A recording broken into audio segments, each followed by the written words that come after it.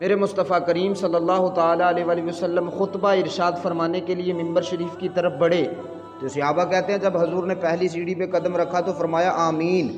دوسری سیڑھی پہ قدم رکھا تو پھر فرمایا آمین،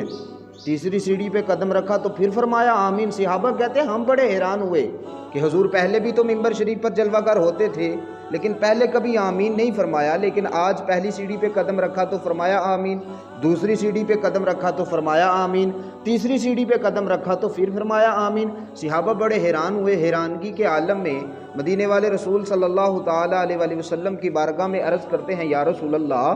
صلی اللہ علیہ وسلم، آپ ممبر پر پہلے بھی جلوہ گر ہوتے تھے لیکن آج جب آپ ممبر پر جلوہ گر ہونے لگے ہیں تو آپ نے پہلی سیڑھی پہ قدم رکھا تو فرمایا آمین،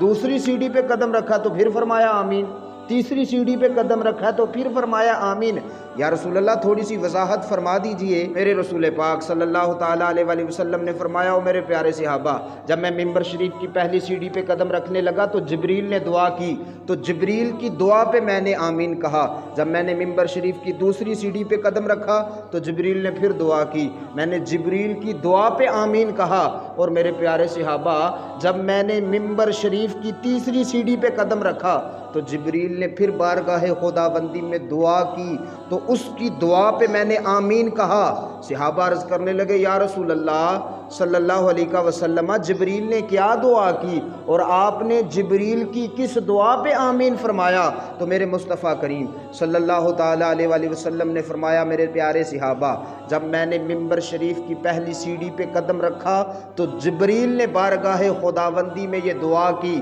کہ باری تعالیٰ وہ بندہ تباہ و برباد ہو جائے، اس بندے کی ناک خاک آلود ہو، وہ بندہ ہلاک ہو جائے جو اپنی حیاتی میں اپنی زندگی میں اپنے والدین کو پائے پھر ان کی خدمت کر کے جنت نہ حاصل کر لے، مالک وہ بندہ تباہ و برباد ہو جائے۔ تو میں نے جبریل کی اس دعا پہ آمین کہا۔ اور میرے پیارے صحابہ جب میں نے ممبر شریف کی دوسری سیڑھی پہ قدم رکھا تو جبریل امین نے اللہ کی بارگاہ میں یہ دعا کی کہ باری تعالیٰ وہ بندہ تباہ و برباد ہو جائے کہ جس کے سامنے تیرے محبوب کا نام لیا جائے اور پھر وہ تیرے محبوب پہ درود نہ پڑھے، سلام نہ پڑھے، وہ بندہ بھی تباہ و برباد ہو جائے۔ تو صحابہ میں نے جبریل کی اس دعا پہ بھی آمین کہا۔ اور جب میں نے ممبر شریف کی تیسری سیڑھی پہ قدم رکھا نا تو جبریل نے پھر بارگاہ خداوندی میں دعا کی کہ باری تعالیٰ وہ بندہ بھی تباہ و برباد ہو جائے، اس بندے کی بھی ناک خاک آلود ہو، وہ بندہ بھی ہلاک ہو جائے کہ جو اپنی زندگی میں